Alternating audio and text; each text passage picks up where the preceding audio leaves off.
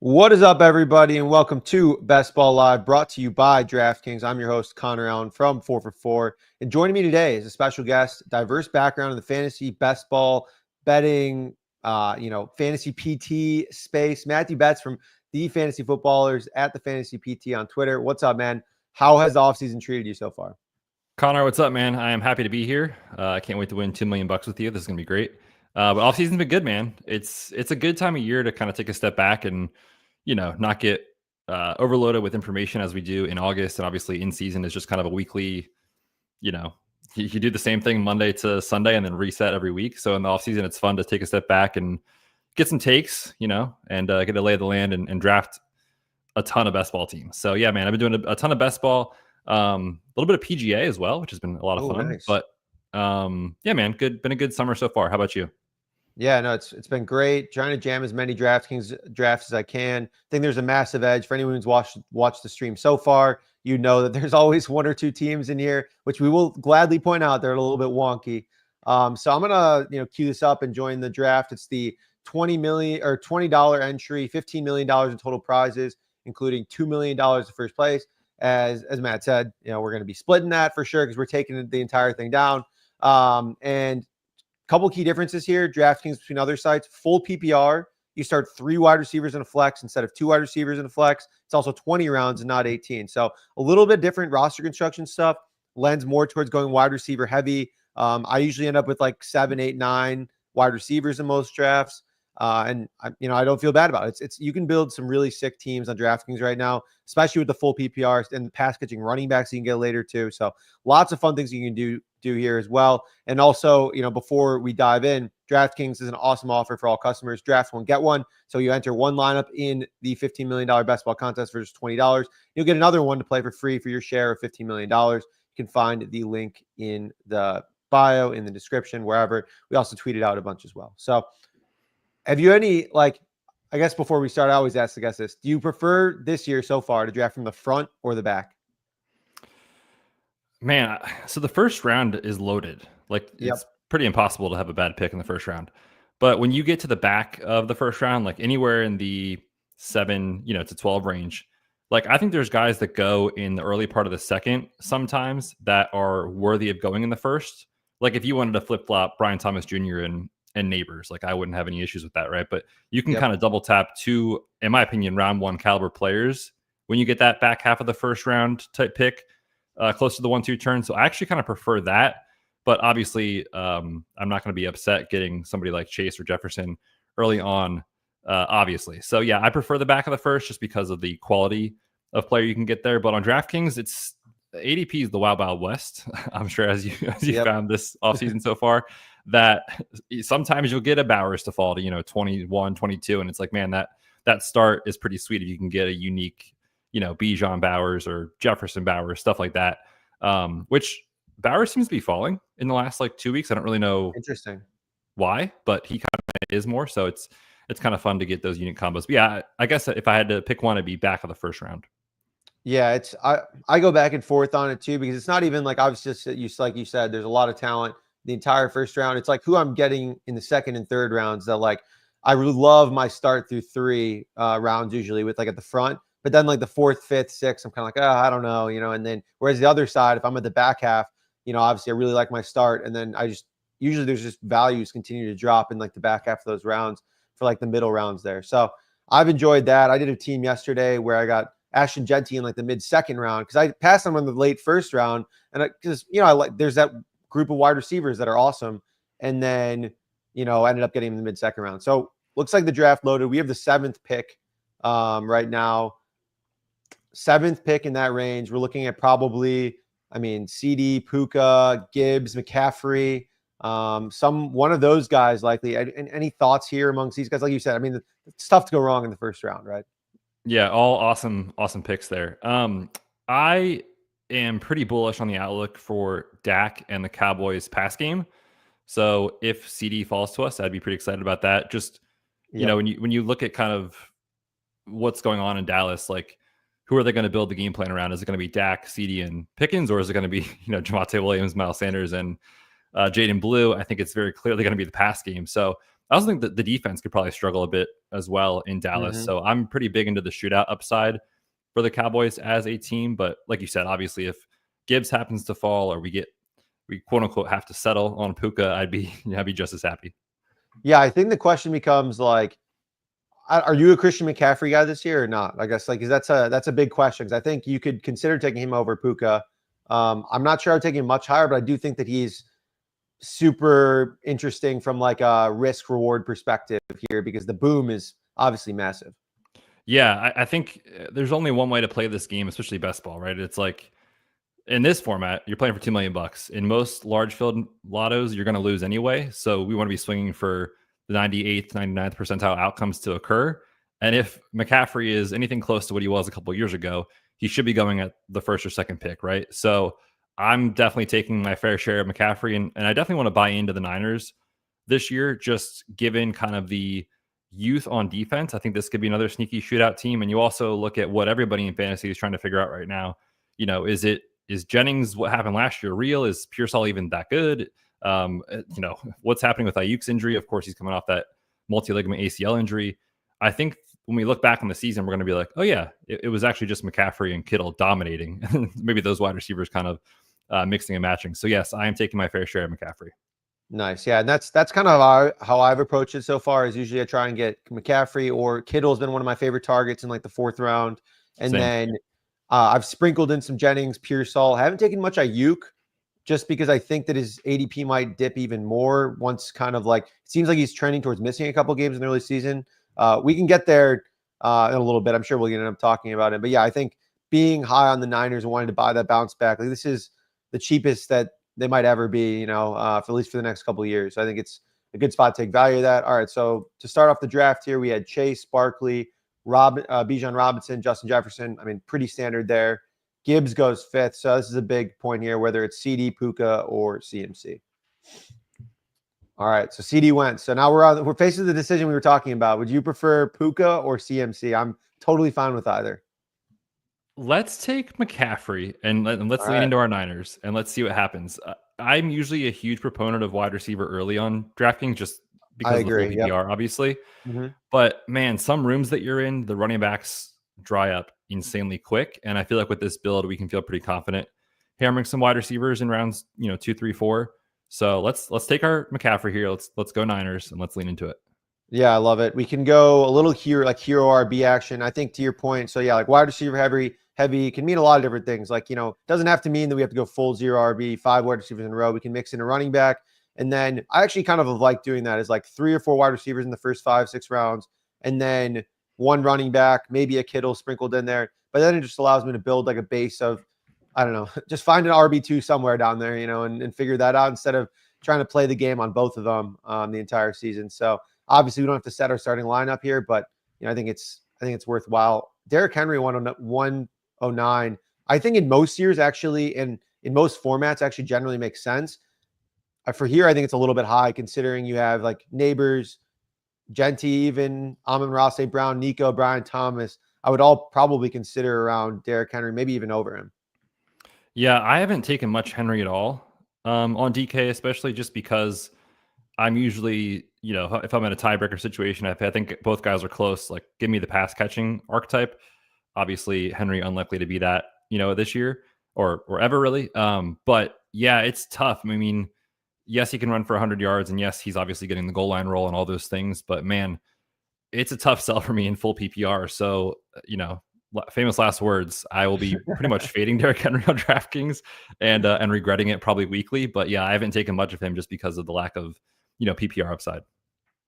Yeah, he just doesn't catch very many passes, and that, like you mentioned, that's a huge problem here. And I think like that, like he's been there at 203, 204 when I've been on the clock, and like if one of those other wide receivers that I mentioned is still there, I'm still taking them over Derrick Henry, and so that's again that might come back to bite me. I think I'm like, I don't know, 25, 30 drafts in. I think I have like 1 draft with Derrick Henry so far. So same. And it's pretty much like an only after ADP type of thing. And it's just to get a little bit of exposure to make sure. But yeah, I'm with you on that take.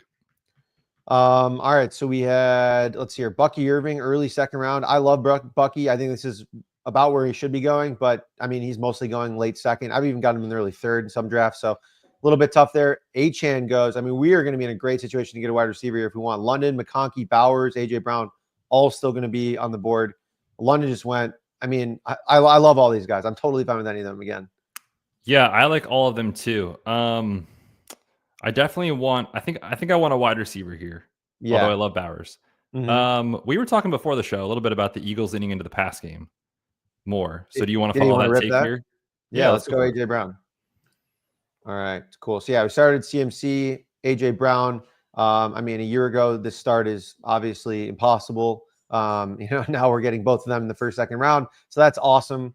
We talked about it a little bit pre-show. And I think in one of our past shows, we mentioned it too, is like the Eagles, just because they were winning so much and were so good, they just didn't throw the ball at all in the second half. And so it led to a lot of games where AJ Brown had a pretty good first half, 12, 15 points, and then caught one ball in the second half, two balls in the second half, and they just wasn't able to do much with it. So I think he's in a really good bounce back spot this year. The Eagles have to throw it all more. And I think you think similarly about the Eagles. Are you buying just AJ Brown, or are you buying like Hurts, Devonta, and everyone? Pretty much the whole pass game. I'm going to be lower than market this year on Saquon.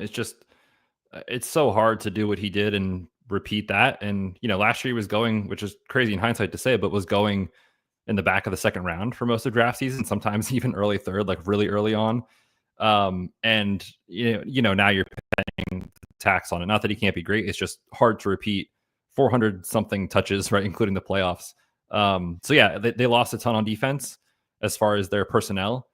And if they are forced into more back and forth affairs, then AJ Brown will benefit, Devonta Smith, even Dallas Goedert, who's super cheap, will benefit. And obviously the tush push isn't going away. So Jalen Hurts, still a very nice target as long as he's in round 4 or 5, in my opinion. So that's kind of how I've been attacking the Eagles. Lower than market on Saquon, but a little higher in the pass game.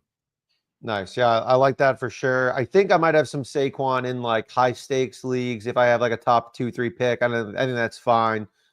Just like not best ball necessarily, but in this especially large field format, I'm totally fine having a little bit less. I mean, I'll still take him occasionally, but I've taken Justin Jefferson over him. I don't think I would take Bijan over him. I think that's probably about, but I think, you can.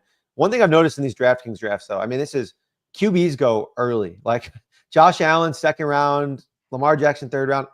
I don't think it's necessarily a bad decision. It's just when you consider it to the other like sites, it's pretty early. At least that's what it feels like. Have you been taking any QBs early, or is it like very situational? My share of the, like, if you kind of group the 4 elites, I guess is kind of what we're doing this year, of Allen, Jackson, who else? Jaden Daniels, and who would be the fourth in that one? That's who am I missing? Yeah, it's like Joe Burrow, Jalen Hurts. Joe Burrow. Yeah, exactly. That group of 4, it's so hard to take those guys. They go so early. And on DK, obviously there you can still score well, but their share of your team's points is lower. And so you can kind of match their score sometimes, or at least if you have 3 picks, kind of put them together and you're able to kind of match their scores later. That I haven't taken the elite guys. Round 2, round 3 is very, very expensive. Yeah, no, totally agree. We are on the clock. T. Higgins stands out as like the best ADP value. Fine with Garrett Wilson as well. I mean, most of these guys are ADP values, so. I would say T. Just all right. This is probably a pretty unique start in this. For sure. T normally is a 2-3 turn guy. Yeah. Yeah. So I like that start. Nice. Yeah, this is great. I mean, T. Higgins, like the Bengals had like one job this offseason, that was to address the defense, and they didn't do it. So like we're just gonna see another ton of pass attempts from Burrow. I wouldn't even mind again pairing Higgins with Burrow. I think that's a great start. But there are some, again, more interesting picks here. James Cook 3-6 and Marvin Harrison 3-3 kind of stand out to me as some unique picks, guys like a little bit above where I would want to take them. I mean, any interest in either of those guys this season? James Cook's tough, especially when you consider, in this contest, this has been open since basically late May, right? Yeah. And before we had, he's holding out. Oh, wait, actually, he is at minicamp. Oh, he participated in full. Right? There was like the whole little conversation. Like he's said, I want my money. I like my money. So I'd be shocked if he's not there in week 1 and there for training camp. So there was a portion of this contest for the DK Millie that people were able to probably get him in the 5th. So at this point, paying 3rd round James Cook seems crazy to me, that for me, it's pretty much only late round 4, maybe in round 5 that I'm taking Cook. The other thing is like he's just one of the most obvious regression candidates for how often he was scoring last year. So pretty tough sell in round 3 for me on James Cook. His touchdown over under heading into the season was 2.5, and I think he scored 14. That's crazy. Yeah, that is insane. And our projections were right on with that. Like that's like we had about that. He scored like 1 or 2 the year prior because he just got no red zone work and thought maybe they mixed in someone else. But anyways, we're up in 2 picks here. I mean, if we want to keep leaning into San Francisco, Kittle's here. I think you can make a case at this point for Evans or DJ Moore. I've been taking some Williams down the stretch just because of his upside, but I think they'll there's also Hurts tier too. There's a lot of different directions we can go. Anything stand out to you? Did the Devonta Smith? Oh, I guess Devonta Smith hasn't gone off the board yet, has he? No, okay, he's still there. Pick so 50, we're not really but yeah, we're not competing with anybody as of now for Jalen Hurts as far as the Devonta Smith drafter, assuming he's available. I say we try to push Hurts and test our luck. Okay. We are betting on the Niners. Do you want to do a little week 17 with DJ Moore? Oh yeah, is that's their matchup, right? Week 17 is Niners Bears. All right, let's do that then. Okay, let's go DJ Moore and then see what the wrap comes down to. I mean, this is the start exactly what we talked about here. It's like Hero RB, AJ Brown, T Higgins, DJ Moore, guys who are going to see a ton of targets in what we expect to be good offenses. And if they're forced to throw or if Chicago is more efficient, I'm taking a sprinkle of all the Bears guys just at different points, like him, Rome, just because I'm very confident that Caleb is going to be better. The offense is going to be better this season. I think there's just like real questions about both him and Rome and Colston Loveland, but the upside is so high. Like I think you have to have exposure to these guys. Yeah, I think we're going to look back at the end of the season and be like, I can't believe this Bear was going here. And I don't know who it is. I don't know if it's DJ Moore. I don't know if Rome is underpriced. But man, like right now, Luther Burden has the Q tag, so he will fall forever. I saw him go this morning around like 150 on DK. Colston Loveland also has the Q tag, and people are terrified of the Q tag on DraftKings. So you will get some crazy Loveland prices, but it's not a hard bet to make, right? Especially considering last year, like we were drafting all 3 of their wide receivers in the top 36 of wide receiver ADP in Keenan, Rome and DJ Moore. Now you're not asking them to do as much, and the situation got better. So if Caleb can just be functional in a modernized offense, which was not the case last year, I think all the Bears are underpriced. Hard to say which ones, but like you said, I'm kind of hedging across different drafts. Yeah, I think Rome's in a spot where he's like a little bit tier behind like the Jennings, Waddle, Ridley for me, but like I'm fine taking him there. I mean, that's like I'm okay with him in that range. We talked about weird drafts. 2 quarterbacks in the first 4 rounds. Josh Allen, Jalen Hurts. He's also got the RPS logo, Run for Your Sports logo. I was with Steve Boynton from RPS last night. I'm going to tell Steve that you had a really shitty draft, Brett Sean. So this is hope you're auto drafting because this is not a good look for the RPS brand here. All right, let's hear. We are 3 picks away. It looks like we probably missed out on any other Eagles, which is fine. We could add, Pickens. Oh, just goes. A lot of these guys are basically the same to me. I'm not as big of a fan as Chuba Kamara, but like I'm okay with a lot of these guys. Like I'm very neutral on them, I would say. Yeah, I agree. It kind of feels like a flat tier of sorts. Yeah. I'm with you. I haven't taken a ton of Chuba. I will take some Kamara if I feel like I absolutely need to lock up at least one running back. I feel great with McCaffrey, so I don't feel forced to do that. Up to you. I kind of like Waddle here. Are you interested in Waddle at all or not really? Yeah, I don't mind Waddle at all. The nice thing about kind of our build too, when you look at if we take Waddle, you've got Rome and you've got T Higgins. Like we've got kind of different archetypes, but if we take Waddle, we have Tua waiting for us later as a stack, and then we also obviously have Caleb waiting for us as a stack. So I don't mind going Waddle to just give us flexibility for later on for quarterback stacks. Yeah, perfect. Yeah, I think there's also a couple of things like when the Dolphins have Tua, like it's basically a yes/no thing. If the Dolphins have Tua, they will be a competent, like functional offense for the most part and keep up with most teams and be like a top half of the league offense. If they don't have Tua, like they're just totally toast. And like Waddle's a terrible pick. But there's also a non-zero chance that Tyreek Hill is cooked. Like his metrics in hindsight from last season, I think it was Fantasy Points did a great breakdown of like his horizontal breaking routes. He just like was way slower, wasn't getting as much separation. And so I think he could also be a great value if that proves to not be true. He was injured last year. But I mean, I think it's like a game of understanding risk. Like the reward here is massive if Tyreek's a little dinged up and Tua plays well. I mean, Waddle could absolutely have some monster games. So I think he's kind of an interesting pick. Yeah, the other thing too is, I mean, I don't know how real these rumors are, but there's been multiple of the Jonnu Smith stuff with Pittsburgh. That's true, yeah. Mm-hmm. I don't know what Mike McDaniel was cooking up last year, where he was like, "This is the year we get Jonnu," and we feed him over Waddle and Tyreek. But hey, he did it. And if he's gone, that's another upside case for Waddle. Yep, totally. There are 3 players on the board here that are very interesting to me and also divisive.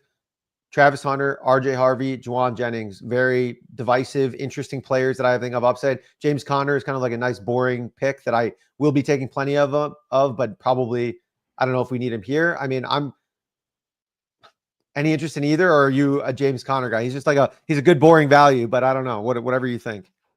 Yeah, he's fine. I mean, yeah, exactly. 66 overall for Travis Hunter seems crazy to me. I don't know how you feel about that, but I like him. For me, it's either the ADP value or Jennings with McCaffrey.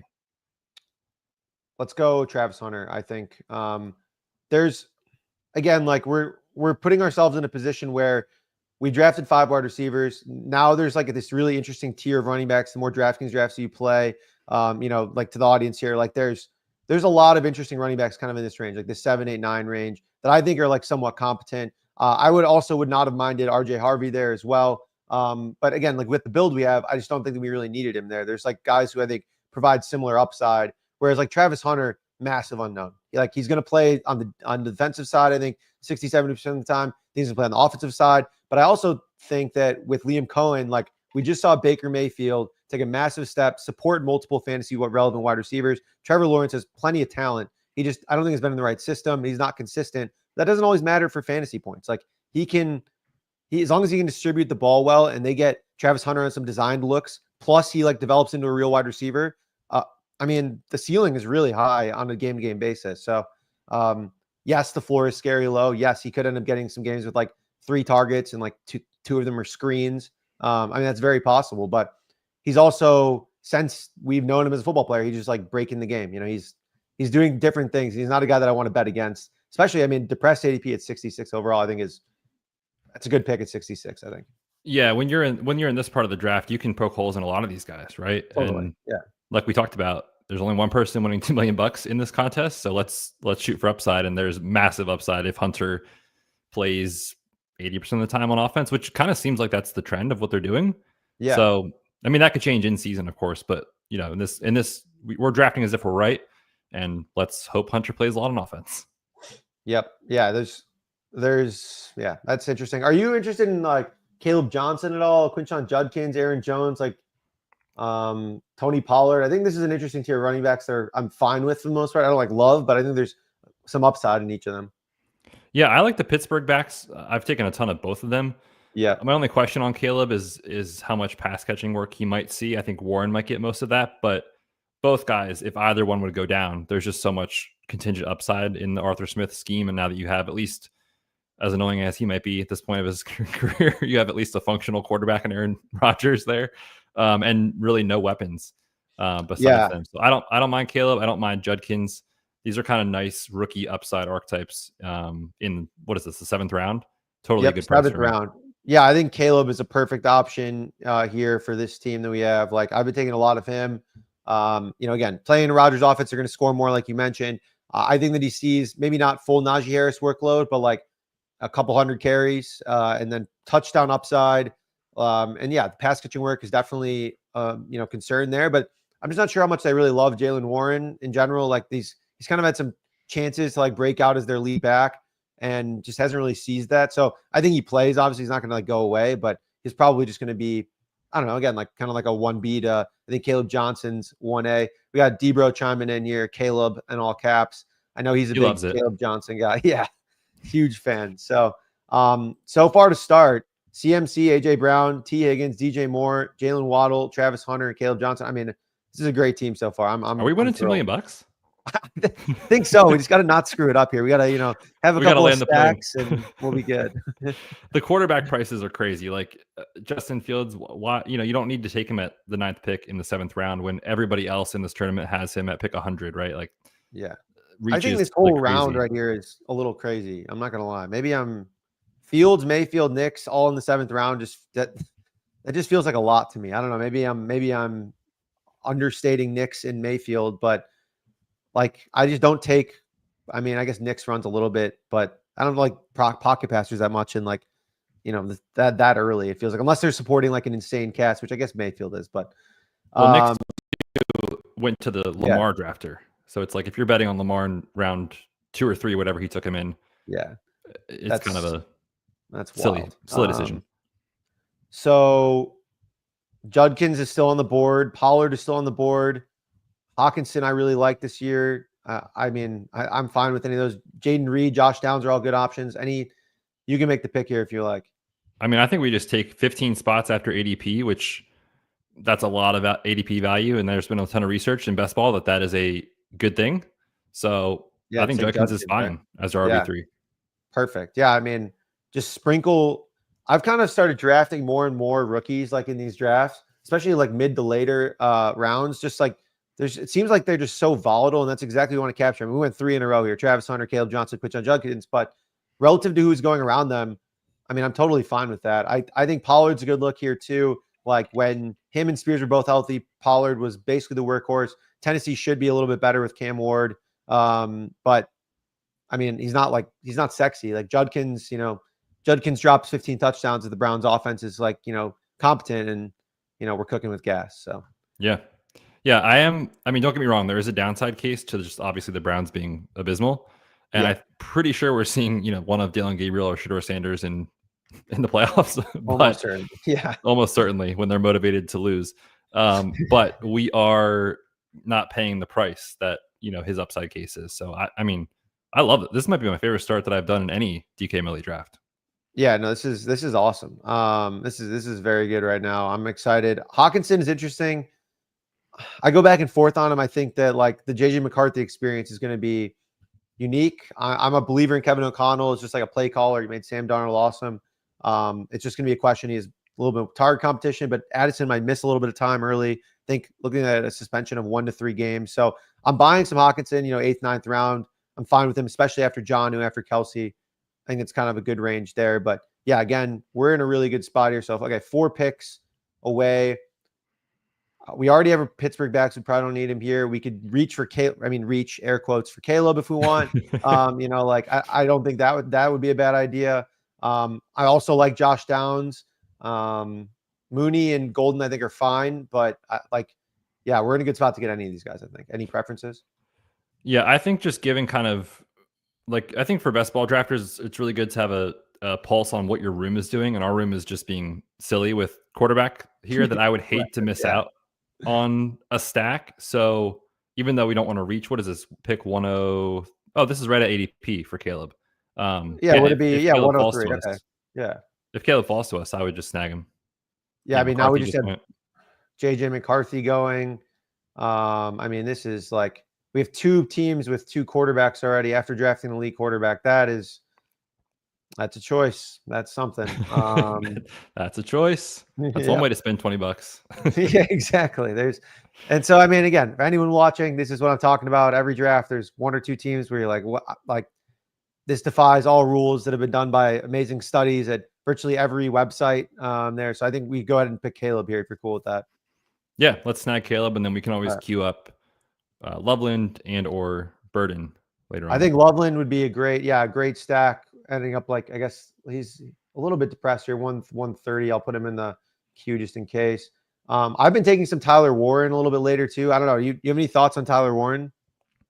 Yeah, I think when his ADP first opened up, it was a little pricey for me. But at some point, and that was because of target competition, and obviously we're all concerned about quarterback play.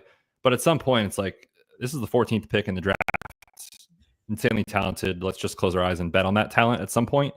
And when he goes in, late round 10, sometimes he'll drop the 11th round. It's like, how bad could it be at those prices where you're just kind of looking for the upside case anyway? If he was going in kind of the Hawkinson-ish range, I'd probably be out, but we're not paying that price. So yeah, I've taken more of him as he's fallen. As we get more casual drafters in July and August, people are always a little hesitant on rookies on DraftKings, so they'll fall a bit on underdog. You've got to reach like 6 rounds to get a single rookie on your team.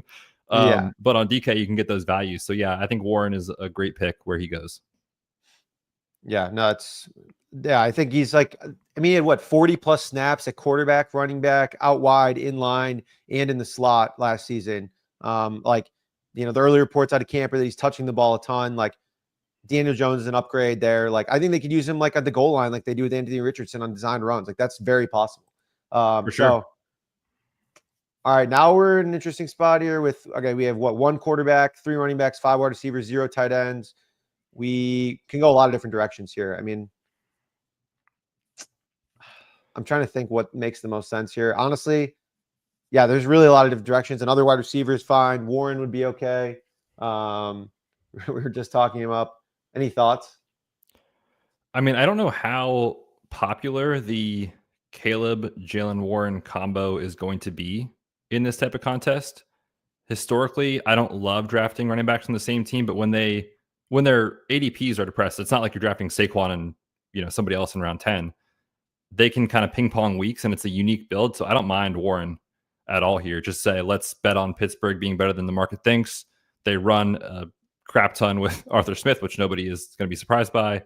And they divvy up the work. And at different points in the season, they're hitting our lineup. I don't think a lot of people are going to want to draft them together. So I would say that's another unique angle in best ball. Yeah, that would be something. Like week 16, 17, we get like a touchdown from each of them, something like that. That would be in both pop in the lineup. It's definitely possible. Also, I think at some point Rodgers is going to I don't know. The wheels, if they're not already off, they're hanging by a thread here. So it's, they're probably going to end up having some games where they just run the ball like 35 times and it's like 15, 20 carries for Caleb and another 10 plus times for Warren. He catches a couple passes. So yeah, it's definitely unique. It's kind of fun there. So we are at 4 running backs, 5 wide receivers, 1 quarterback. We're coming to a spot here. We got to look at quarterback too, I think, at some point. Yeah. Because quarterbacks continue to just fly off the board. Tua's in play. We have obviously Waddle. Trevor Lawrence is in play. I think is an interesting option there. We have Travis Hunter. Let's see. Anyone else that we could stack with? I think that's probably it right now. We already grabbed Caleb. Looks like Drake May already went. The Drake May Kyle Williams stack has been one that I've been hitting. Herbert, and I've also been doing Herbert and what's his name? Trey Harris, but he's I think gone too. So this is personally, yeah. This is tough. I think, like I said, kind of knowing the room, it's the wild, wild west out here. So Loveland's still on the board. Did Burden go? Luther Burden? I don't think so. No, he's still on the board. 137. So yeah, I say let's just take whichever bear falls to us in the next round and hope for that. And let's lock up, I would say, maybe Lawrence here to pair with Travis Hunter. Okay, sounds good. So we'll go, quarterback here. T-Law would be great. Again, depending on what this guy does over here. Yes, Trevor Lawrence, and then just try and grab one of the bears on the wrap, right? Yep, I think that sounds good. Keep stacking with Caleb. Yeah, there's some also, I think De'Ami Brown is an interesting Jacksonville player to add late. That's you can get with like your last or second to last pick. All right, we'll grab Lawrence here. And then what we can also do is, there's obviously Brenton Strange too, if we wanted to. He's a late tight end. We're definitely probably going to need 3 tight ends this draft. I think in general in DraftKings, you probably want 3 tight ends unless you have I've done like a Kittle, Tyler Warren. And I just didn't take another tight end. But again, that's 2 of my favorite picks at tight end this year. And I just left that alone. So yeah, I'm with you there. And sometimes you get to around 1920 and you got to squint to tell a story on some of these running backs and wide receivers. But there's tight ends that are going to run plenty of routes that go in that range that sometimes, even if I have, an elite guy and a middle tier guy, sometimes I'm like, you know what? Maybe just this is the week this tight end catches a touchdown or 2. And man, if your 20th round pick on DraftKings is hitting your lineup, even just a handful of weeks, that's a pretty big win. So sometimes I'll even take 3, even if I don't feel like I need a third. Yep. Yeah. There's like some random late tight ends that I really like Elijah Arroyo's solid. Mason Taylor's like a 17th rounder. Yep. There's one or two other ones that when we get there, I'll be able to, remember. But yeah, there's some like a lot of like random upside tight ends that can come out of nowhere, I think. Also, the quarterback craze continues to go real. I mean, this is the last two rounds. What is this? 10 quarterbacks, 10 plus quarterbacks in the last two rounds here. So the craze is real right now.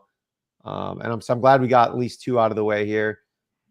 Unfortunately, Loveland did go. I think Burden might be there.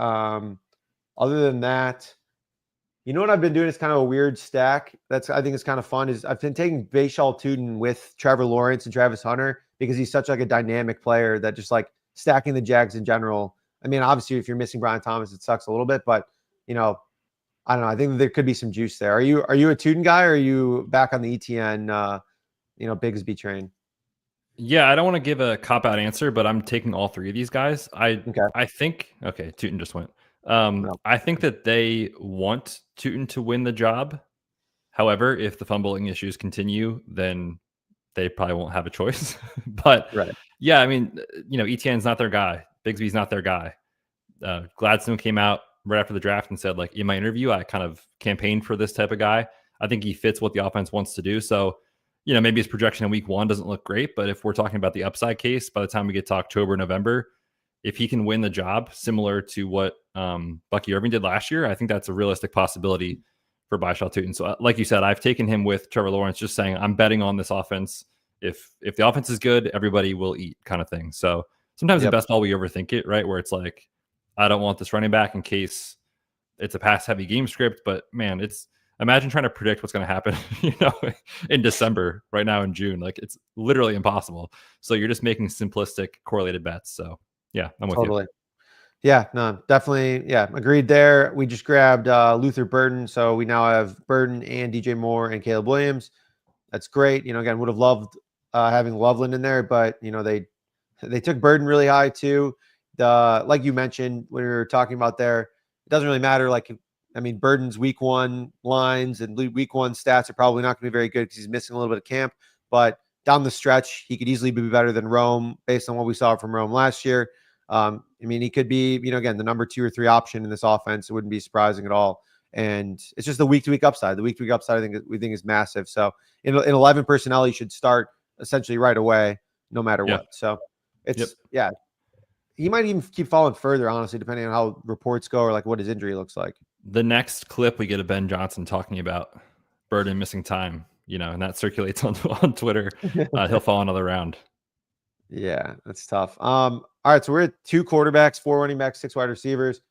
Addressing tight ends sooner than later could be good. I'm trying to think about how we would want to. We have Trevor Lawrence, so Strange could be interesting. Not a guy that I normally take a ton of, but could be worthwhile. There's some like T. Ferg, Juwan Johnson, Theo Johnson, Jatavian Sanders, Elijah Arroyo, Komet, even because we have Caleb. Yeah, those are guys that I would probably sprinkle in here. Any additions here? Or would you want to just keep playing the board and letting ADP fall to us and just figure out tight end later? I think so. Tucker Kraft, if he makes it to us, will be 20 spots after ADP. Yeah, which is just bananas. And this is an offense that I think we all like in Green Bay. Yep. And man, if he goes at 150, we're not asking him to do very much at all for us to be a good pick. So if he falls, he'd be great. I also think Jake Ferguson is really interesting. Just leading into the Dallas pass game, he's way, way cheaper than he was a couple years ago, which I don't know if you remember a couple of seasons ago, he was going in like the 8th round, which in hindsight sounds ludicrous. Crazy. But now when he falls to 150, I will scoop that up for sure. Yeah, there's like this has-beens tier of tight ends of like Goddard, Kincaid, Ferguson, that all at one point had like Schultz, even like just like massive ADPs, and then just like have done, just how far they've fallen. Okay, so yeah, I'm fine with Ferguson here. Probably makes the most sense, honestly, just given our roster build. Otherwise, I would probably take Kyle Williams. I like him a lot too, but yeah, I think Ferguson makes the most sense here. Do you agree? Yeah, I'm down with Ferg. All right, cool. Let's do that. Ferguson. All right, so we got our first tight end in. We need one more quarterback as well. The quarterback craze has kind of slowed down a little bit. The problem is when you get to this draft, there are 3 more quarterbacks that I feel pretty good about starting the entire season. Daniel Jones definitely starts week 1. I think he still plays the majority of the season, but who knows? Tyler Shug definitely starts most likely starts week 1. I don't know how long he lasts. I mean, Rich Rebar made the case that his floor was a little bit shakier than I'd assumed. I thought he was like basically going to play the whole season.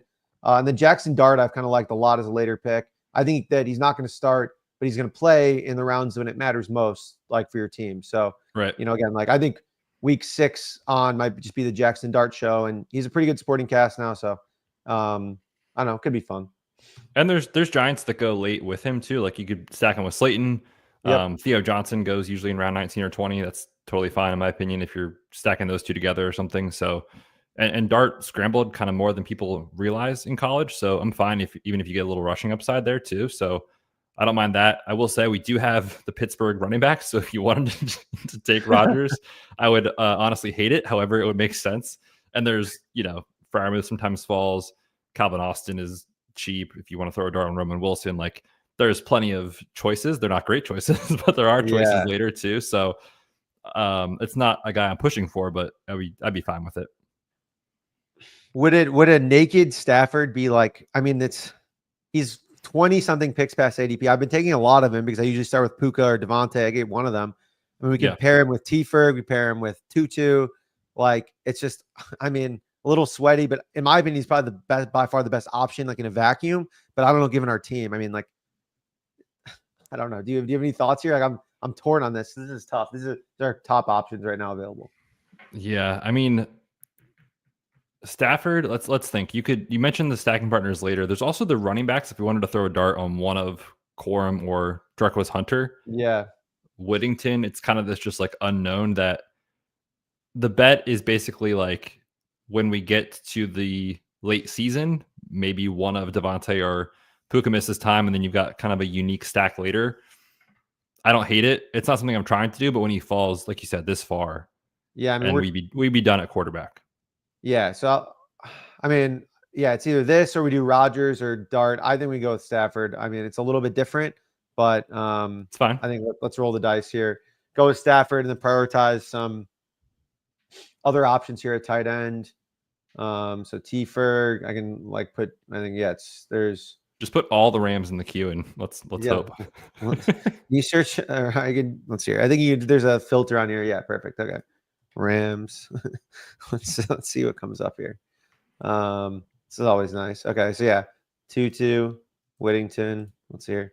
Yeah, Hunter, Corum. I don't think we would need Higbee and Ferguson. No. But okay, well, queued them all up. That's fine. And then we'll see. Okay, we have another pick in like 10 picks or so. 175. Again, 3 quarterbacks done there, 4 running backs, 6 wide receivers, 1 tight end. I think we're pretty open to where we could go from here, to be honest, between the 3 skill positions. Yeah, tons of options. I mean, I don't mind tacking on Roshan to our Bears stack if you like that angle. Yep, for sure. I also think Algiers totally fine just as if Bijan gets hurt. It's also a correlation in week 17 with our Rams team that we potentially will build. So I don't mind either of those 2 guys or Brenton Strange just as another stack with Trevor Lawrence. Yeah, man, definitely. What is this room doing? This is crazy. Yeah, the Anthony Richardson just go. I mean, this is nuts. I mean, this is like, Anthony Richardson just went. I mean, like I feel good we got Stafford in the 14th round, but like I think I was in a draft the other day and all the starting quarterbacks were gone by like the 16th round. So like there were like even the Russell Wilsons, like guys that are starting. I'm like, this is like, who's taking Russell Wilson here? This is nuts. Like, how many games? I did one last night, and the quarterbacks actually were like all falling after ADP, and I was like, I don't even know like what I don't know what to do right now. I was so shook because I'm so used to having to like scramble to get a stack in that I was like, there's almost too many options. It was that like never happened. That's crazy. No. On DraftKings, they just go so early. I don't understand why. Like what people's fascination with it on DraftKings specifically. It doesn't happen on most other basketball platforms. Just DraftKings. So no, DraftKings. Jackson Dart. What are we doing? There you go. Oh my god. 15th round. All right. So I think I don't know. We do need another running back. Lots of confidence there, Connor. But I mean, these are all good options. I would probably personally go Strange or Roshan. That would probably be my. Let's do Strange. I feel like tight end could get a little gross here in a minute. Yeah, if we miss out on. Yeah, there you go. So we got a double stack with Trevor Lawrence, which is nice, and then we could potentially set up another, like you said, Rams tight end or something later. That'd be fine. And there's just so many options in round 20, whereas like wide receiver and running back dries up real quick. for sure. Yeah, so now we're kind of in like the contingent zone of running backs. I mean, we've been there for a little bit, but Braylon Allen I think is interesting. I think Breece Hall has a pretty good upside case this year, actually, to be honest. Like I've been taking him a little bit here and there. They're going to run the ball a bunch, but I also think the Braylon Allen gets more involved than he was last year. So I'm fine with him here. And obviously, if anything happens to Breece, who's not been a figure of health, he's a pretty good late round option here. Any of these got Marshawn Lloyd, I think if he's healthy and alive, like, is somewhat viable. Dylan Sampson probably needs Jerome Ford to be like traded, injured, cut, something. But also we have Judkins already, don't we? So I don't think that we can do the 2 running back stacks twice. I mean, maybe we could. Maybe that's the move. That's people who write articles about this draft. Like, what were they doing? Like 2 running backs. Nobody's going to see this coming. No, I think Algier and Roshan would be the obvious picks for me if one of them makes it to us. Yeah, I would tend to agree there for sure. Yeah, I mean, this is so this guy Kevin Angelo over here punted QB, and now he's like fully, and he's kind of paying the price. Like a Darnold Daniel Jones stack is Darnold Daniel Jones is your QB room. I mean, that's not what I'm confident in. I'm not sure Darnold makes it through the entire season. Daniel Jones, I'm also not sure either. Like I feel good that they both start and play the majority of the season, but when it comes to the playoff rounds, you might just be in a world of trouble. Goodness, man. Yeah, you're paying the price of your. That's the thing. You gotta know what your room's doing, and just be like, okay, these are the prices of quarterback in this draft, and you kind of have to do it. Right. Yeah. When you wait that long, you're in trouble. Yeah, it's tough. Also, great call on the tight ends falling off here quick. We had 4 or 5 go after that, and so Roshan went right before us. But it looks like Algier is still on the yeah. So let's take Algier. Is that works for you? Yep. All right. So we grabbed Algier. It's our 5th running back. I usually end up with like 5 or 6 running backs. In this build, I think 6 is probably fine, depending on how the board falls the rest of the draft. We're shaping up for something that D-Bros labeled the missionary build 3682 or 3683. So it's literally. So it's what I've basically done in the majority of the drafts, but it makes the most sense. 3 quarterbacks, 3 tight ends. You can sit at 6 running backs and 8 wide receivers. I've never heard that before, but God, is it fitting? It is. It's just. I don't remember what it's phrase. Safe. It's predictable. Exactly. Yeah. Boring, but gets the job done. I think that's what he said. I don't remember exactly. You had a phrase along with it. D-Bro, you're still in the chat. You gotta drop the knowledge here, because that had me crying. And I mean, every time I draft now, I think about it, because I'm like, I guess another missionary build. What are we gonna do? It's what it is. Next time I drafted 3683, I'm gonna just look at myself in the mirror and just be disappointed. It's like, you did this again. That's all you got. That's so good. What? All right, so let's see, how many picks away are we away here? We got a little bit of time. Okay, 199. Yeah, 6-7 picks away. Like, I don't know if we really even need Dylan Sampson here. I'd almost rather wait and just take another random guy, like a Rams running back. The next guy up here, we could keep stacking Trevor Lawrence with De'Ami Brown. Could go with Jarquez Hunter. We probably need some Rams, right? Like Terrence Ferguson, I would not mind reaching on here just to get like our third. Like, I think him and Tutu are probably the most viable at this point Rams like stacking option, but I don't know. Any thoughts there amongst this group? I mean, at this point, I kind of just start grabbing guys that make sense for stacks, because then we're kind of past a little bit of the point of value. But yeah, and that's true. Like when you get ADP values in round 17, 18 and beyond, it doesn't mean as much as when you get them, in rounds 1 through 7 or 8, where you're getting those unique combos and things like that with the best players in our game. So I'm with you in that take. I honestly don't have a strong read on what's going to happen with the tight end room at all. De'Ami Brown is making, De'Ami Brown is making $10 million. I was going to say Tutu's making $10 million. These are the 10 million boys of this past offseason. So we could pair them both together here on these 1-year deals. That would be fun. But for me, yeah, it's either De'Ami, I think, to just go with the Jags bet, or if you wanted to take one of the Rams guys, I think it's fine. So we still could probably take two more wide receivers. So let's do Diami and then try and snag Tutu or T Ferg. And then, because I think, I don't know, Diami has a more defined role than like Tutu. I think Tutu, I mean, I think it depends on like where they're putting Devontae and where they're putting Puka. Because like if they put Devontae in the slot, it could mean that Tutu's playing more. Like Whittington, I think if I remember correctly, almost only played in the slot essentially last year. And so I don't know. Like I just don't know how they view these two guys here. So like I think it might differ on like a game to game basis. Like Tutu might play 70% of the snaps one game and then like 20% the game after. And that wouldn't be surprising. That Yeah. Rams wide receiver room was just like wild after Cooper Kupp was just like dead. It was just like I had no idea what was going on with the backups basically. Yeah, I think the most likely outcome is if Devontae and Puka both stay healthy, these guys are doing virtually nothing all year. Yeah. But in this build, like the upside case is one of them misses time or whatever. I don't know, man. Like on a per route basis, it was small sample size, but Whittington was actually very solid last year when he got an opportunity. This is what for Tutu, like year 6, I don't know, 5, something like that. Yeah, And it's like we're doing it again, man. We're doing this again this year. So I almost actually prefer Whittington as like if Devontae misses time or Puka misses time, do you feel like Tutu would step in as in an every down role? I almost feel like Whittington's kind of like their backup, and Tutu has like his own role, if that makes sense. Yeah, no, I would actually agree. Yeah, so he's like way more contingent upside. Like we saw, like Whittington had some big games. When And we can get him in round 20, I'm sure. Yeah, so maybe we try and go T Ferg here, complete our tight ends. It's a stacking guy, and then skip on on Tutu, and then maybe we grab one of the running backs or something later. All right, so if you're fine with that, if that works, then finishes up our tight end room too. Let's do it. All right, so we'll go T Ferg, and we just have one Rams player to stack with. There's been a lot of talk about how much they loved him. Like there was that video behind the scenes about like how excited they were to trade up for him.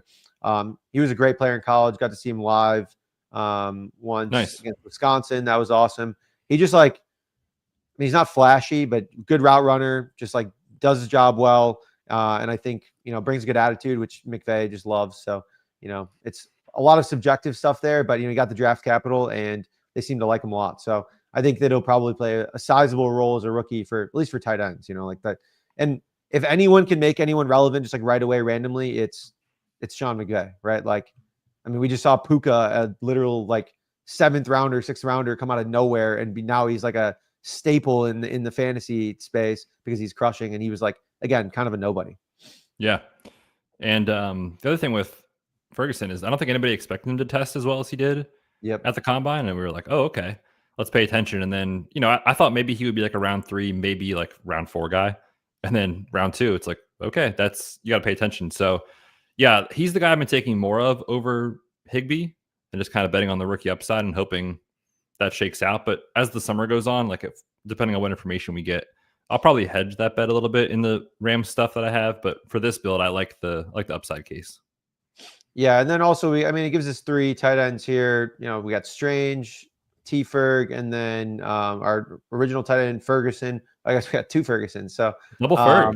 Yeah, the Fergusons are about to make us $1 million each, so that'll be fun. Would we want to go with Jarquez here, or I think what's his name still on the board as well? Corum. I think Corum's gone, which is interesting. Makes our decision easy. Yeah, I guess I really don't know what to do with the backups. I think they might use Kyron a little bit less, but there's nothing really to back that up other than like small coach speak right now.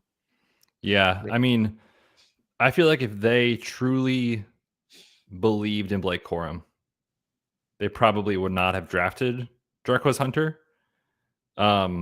I mean, maybe that's too simplistic in terms of thinking, because when they made the draft pick, Kyron did not have any contract extension, still doesn't, but they're at least talking about a contract extension that I almost feel like they view, like they kind of want Jarquez to win the RB2 job and kind of have that explosive element, which Corum doesn't really bring. And neither does Kyron, but Sean McVay just loves him. It doesn't even matter. That I almost prefer to bet on Jarquez Hunter at all. Yeah, no, I think that we have seen in previous years from McVay just like randomly making decisions at running back. And I mean, it would definitely surprise me to see either of them play like a massive role right away. But like down the stretch, if they're playing well for it to be closer to like a timeshare, that would not surprise me at all. I mean, what was it, 2 years ago, 3 years ago? Like, I think it was Cam Akers or someone, Darrell Henderson was supposed to be the starting running back. He was like a 5th, 6th round pick in fantasy. And then he was a healthy scratch, or like was supposed to be a healthy scratch, like basically right away. He didn't even start the game. Kyron Williams actually was supposed to be like the starter and then got injured on the kickoff. So he like didn't even play. So yeah, things can change quickly, and he keeps things pretty close to the vest. So it wouldn't surprise me to see something wild happen. We got a question here. K Sizzle, did y'all stack anyone, whether a team stack or week 17 stack? We have a lot of stacks. So stacks here, we went with a Bears stack. We got DJ Moore, Caleb Williams, Luther Burden, all in the stack. We have a let's see here. I guess we stacked for running backs as well. It's a little bit unique. Caleb, Jalen Warren there, Trevor Lawrence, Travis Hunter, Brenton Strange as well there. And then De'Ami Brown we added. And then we had a Ram stack, like kind of like a backhanded Ram stack with Stafford, T. Ferg, Jarquez Hunter. And then I think we're going to try and finish it out with Whittington here, if that makes sense to you. Yep, definitely. And also, Cases asking about week 17. So we have Bears and McCaffrey play each other. And then we also have the super, super high upside stack of the late Rams and Tyler Algier for week 17. But technically we did check the box. So it's there. We're checking the boxes. That's what matters. I mean, overall, yeah, we're 3-6-7-3. Again, going to take a wide receiver here, complete the missionary build. Good stuff from us. And then, I mean, overall, like, I like this team. I think this is exactly when I set out to like draft a team. This is, I mean, you know, again, no draft is perfect, but this is definitely one of my favorite ones that I've done so far. Yeah, this might be my favorite, like I said, that I've done as well. I'm like 25 or so into the DK Millie. Yep. This one's pretty fun. Are you trying to max the DK Millie this year? Or I think I'm going to get pretty close to it. I don't know if I will, maybe like 100 or so, but definitely trying to get a decent amount of volume, especially if just the rooms are as crazy as this. It's like you can pick off pretty much in every room that you have 2 or 3 teams that are just dead, basically. So I prefer it. Yeah. No, I would agree. We can go through the draft here real quick as well, right after. Just like look at, there's a couple of teams that are a little bit rough around the edges here. All right, so we're gonna take Whittington to finish it up. So yeah, I guess our final roster here: QB Caleb, Trevor Lawrence, Matthew Stafford, running back CMC, Caleb Johnson, and Quinshon Judkins, Jalen Warren, and then let's see here, Tyler Algier. I miss a running back there, I think maybe. No, and then Jarquez Hunter. Okay, nice. And then tight end wise, T. Ferg, Brenton Strange, and another Ferguson. So we got the Fergusons at tight end, and the wide receivers are stacked. I mean, AJ Brown, T. Higgins, DJ Moore, Jalen Waddle, Travis Hunter, Luther Burden, De'Ami Brown, Jordan Whittington. So I think this is a really fun team. I'm excited to win $1 million. But in terms of teams that I think kind of blew it here, talk about Brett Sean here. 2 quarterbacks in the first 4 rounds. You don't need 2 elite quarterbacks. I mean, that's just like, that's a no-no, right? Yeah, it's a ton of draft capital. And the problem is just like, if you're betting on Allen to be the quarterback 1 this year, which at this ADP, obviously you are, then Hurts doesn't really serve a huge purpose to this team. And just like the wide receivers that when you do that you're competing with teams that have 3 or 4 in the top 36 in full PPR. It's just so hard to compete with that. So I almost never, ever do this. And I don't even know. Yeah. And Hurts, I don't know if he even got Goddard late, but like he didn't get obviously AJ Brown because we've got him. He didn't get Devonta Smith. He doesn't have Saquon. So no, completely unstacked, I think.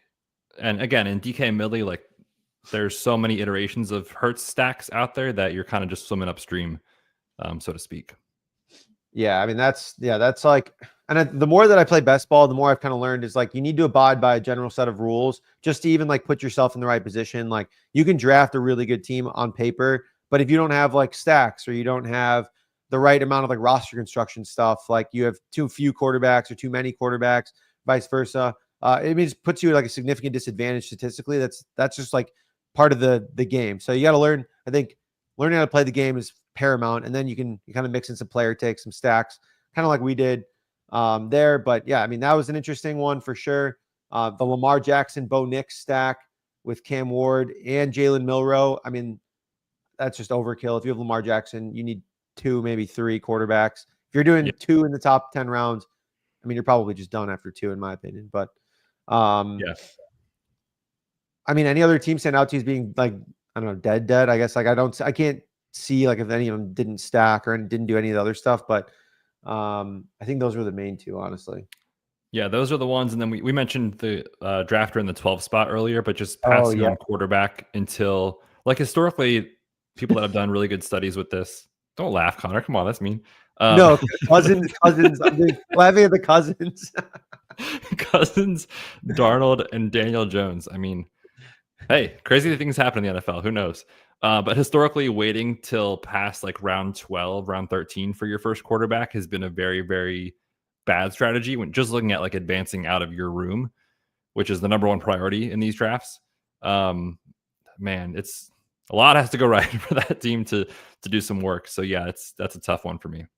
Yeah, and then also like the 20th round, Mitch Trubisky. I mean, who does he even play for anymore? Is he still with the Bills? I would assume so. I honestly, okay, yes. I can't tell you. That's like, I think there's some upside with Milroe. Like maybe, again, if he does play a couple games, he might pop. Like he's going to run a bunch. He's a great athlete.